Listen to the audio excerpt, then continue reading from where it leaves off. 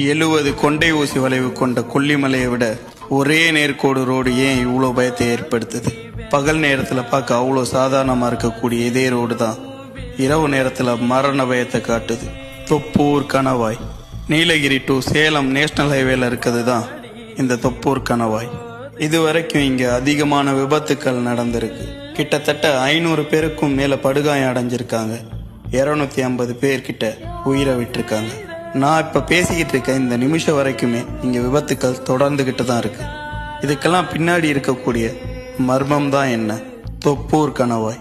என்னதான் பகல் நேரத்தில் ரொம்ப சாதாரணமாக அந்த ரோடு இருந்தாலும் இரவு நேரத்தில் மரண பயத்தை காமிச்சிருது.